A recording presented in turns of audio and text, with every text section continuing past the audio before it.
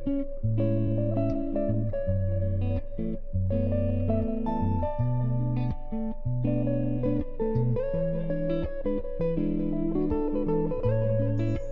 জন্মাষ্টমী বন্ধুরা। আজকে জন্মাষ্টমী, সবাইকে জানাই শুভেচ্ছা ও ভালোবাসা। আজকে সোমবার, জন্মাষ্টমী সবার বাড়িতেই পালন করছে ও আশা করছি আমাদের বাড়িতেও পালন হচ্ছে।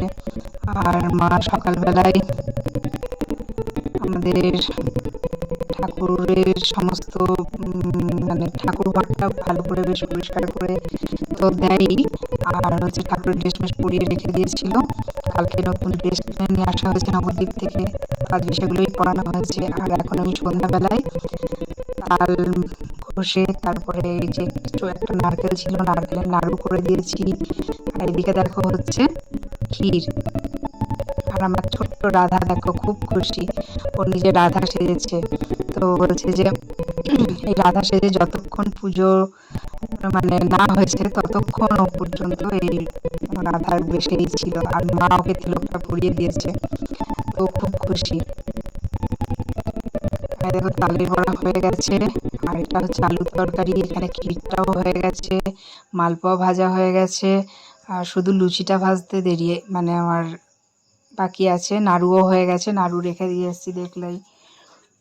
তো এগুলো হয়ে গেলে এখন প্রায় বাজে 8:30 বাজেনি, 8টা মতো বাজে।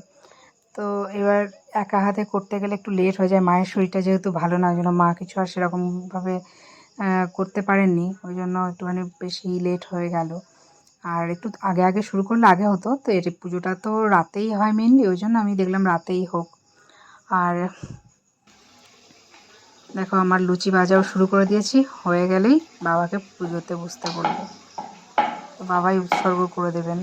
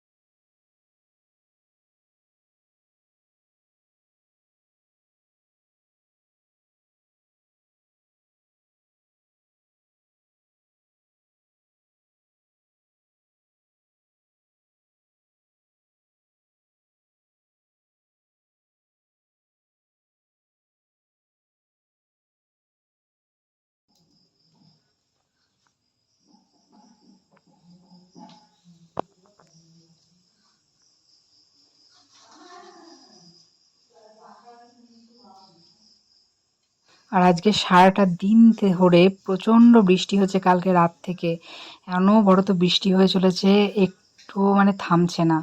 আর অঝোর ধারে বৃষ্টি হয়ে চলেছে। তো ভগবান শ্রীকৃষ্ণের যেদিনকে আবির্ভাব হয়েছিলেন সেদিনকেও তো এরকমই বৃষ্টি হয়েছিল।